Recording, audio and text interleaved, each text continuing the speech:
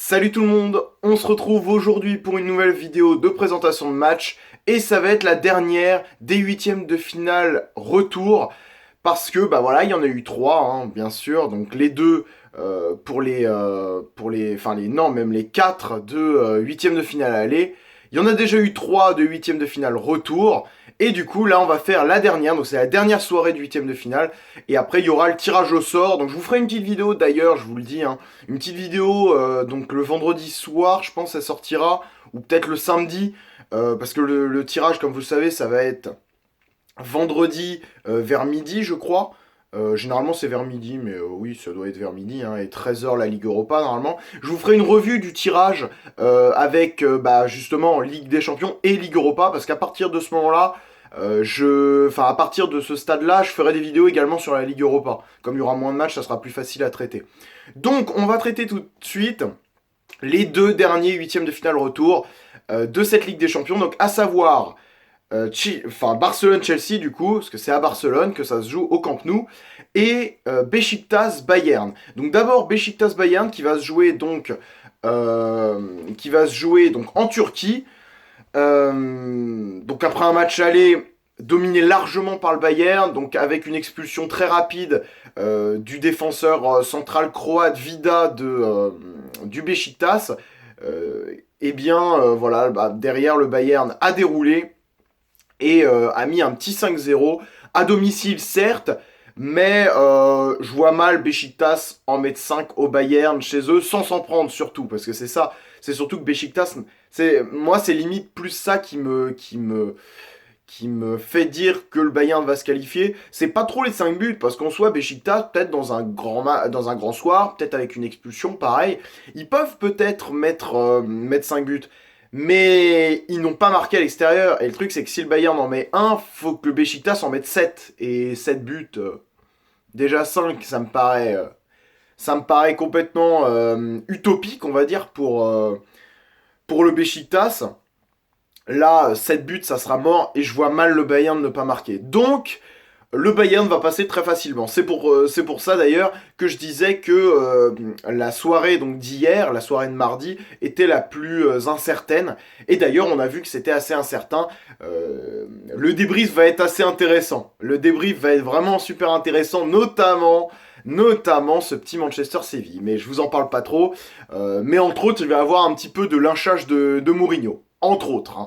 Voilà, et du coup, on va parler de Barcelone-Chelsea, donc qui est l'autre match, et vraiment le gros match de cette soirée.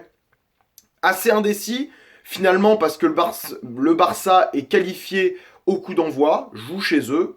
Ils sont plutôt aptes à se qualifier normalement. Mais néanmoins, il y a eu 1-1, donc ils sont qualifiés, mais c'est un match nul qui les qualifie. Il suffit que Chelsea en mette un, possiblement en premier, parce que même si le Barça met le premier, c'est pas super grave, parce que Chelsea, ils ont juste à en mettre un, ils vont en prolongation. Donc en soi, ça change pas grand-chose. Surtout que Chelsea devra marquer de toute façon. Pourquoi? Parce qu'ils doivent se qualifier. Donc, parce qu'ils doivent de toute façon marquer, parce ils sont éliminés au coup d'envoi, il n'y a même pas de prolongation, c'est ils sont éliminés au coup d'envoi, si ça reste à 0-0, donc ils doivent marquer de toute façon. Et s'ils marquent un but, derrière, s'il marque en deuxième, bah voilà, ça va en prolongation possiblement. Ou si le Barça en met un deuxième, bah faut que Chelsea en mette un deuxième. Et là, on entre dans une dynamique où Chelsea, s'ils en mettent un deuxième, ils ont ils ont plus de buts à l'extérieur et du coup le Barça devra mettre à chaque fois deux buts. Enfin, à chaque fois, devra mettre un but de plus qu'avant. Donc par exemple, si Chelsea, imaginons, donc il y a premier but d'un des deux, deuxième but de l'autre, donc ça fait 1-1, et que Chelsea marque le troisième, donc ça fait 2-1 pour Chelsea, faut que le Barça là en mette deux, parce que 1 ne suffira pas. Donc, ça dépendra de la physionomie du match, ça dépendra vraiment de qui marque en premier, comment ça se passe.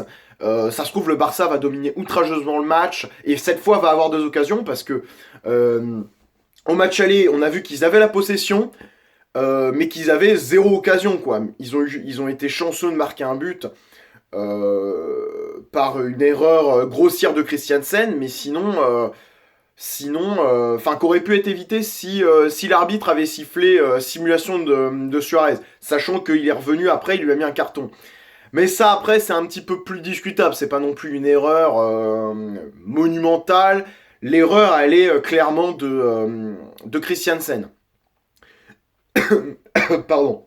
Mais néanmoins, je pense que Chelsea a des chances de se qualifier, peut se qualifier, même si, voilà, le Barça est quand même favori pour se qualifier, pour la qualification en quart de finale. Mais voilà, allez Chelsea, hein, allez Chelsea, carrément, j'y crois, je serai à fond dans le match.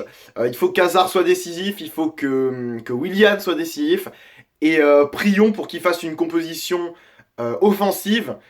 Conte qui nous mette un attaquant de pointe vraiment, qui puisse marquer un but, même un but pourri, je prends. Même un but sur corner, un vieux cafouillage, je prends.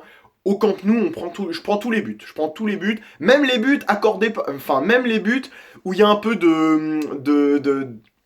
comment dire, même les buts où l'arbitre va avoir mis son nez dedans, je prends parce que vu l'historique entre les deux clubs, je pense que voilà, ça serait pas scandaleux de voir Chelsea aider un petit peu par l'arbitrage. Après, c'est pas le but, bien sûr. Je préfère qu'il passe sans. Mais si, voilà, pour une fois, c'était eux qui bénéficiaient des erreurs d'arbitrage. Euh, voir match du Barça en 2009, en demi-finale. Voir match de la finale de 2008 contre Manchester. Enfin voilà, tous ces matchs-là, à voir pour voir que Chelsea, c'est un des clubs les plus désavantagés par l'arbitrage. Enfin, en tout cas, un des clubs qui a affronté le plus de clubs qui ont été avantagés sur leur match par l'arbitrage. Mais bon, en espérant qu'ils se qualifient, je serai à fond derrière eux. Et bah voilà, qu'il soit le meilleur possible et qu'il soit pas ridicule. C'est surtout ça, qu'il ne soit pas ridicule. Voilà, bah sur ce, dites-moi dans les commentaires, donc n'hésitez pas à liker et commenter pour me donner votre avis sur ces matchs, hein, ces deux matchs, même s'il y en a qu'un qui va vraiment être un peu indécis, hein, l'autre, il n'y a pas trop de problème. Voilà, donc n'hésitez pas à me dire ce que vous en pensez, n'hésitez pas à partager cette vidéo, et n'hésitez pas également à vous abonner si c'est pas déjà fait. Le débrief arrive demain, et également donc après-demain ou samedi, la vidéo de revue du tirage au sort. Voilà, pour un peu voir les oppositions, un peu mon avis, on va dire, mon avis en voyant le tirage, en gros, de quelle équipe peut se qualifier, quel match va être indécis, enfin voilà. Parce qu'il va commencer à avoir des matchs vraiment, vraiment indécis et des grandes soirées européennes à prévoir. Voilà, bah, en tout cas, je vous souhaite une bonne journée. Bonne soirée de Ligue des Champions en tout cas. Moi, c'est celle que j'attendais le plus, la dernière, avec Chelsea, parce que c'est celle où j'aurai le plus de frissons, on va dire. Mais voilà. En tout cas, j'espère que vous passerez une super soirée de Ligue des Champions. On se retrouve demain, du coup, pour le débrief. Allez, salut, à la prochaine.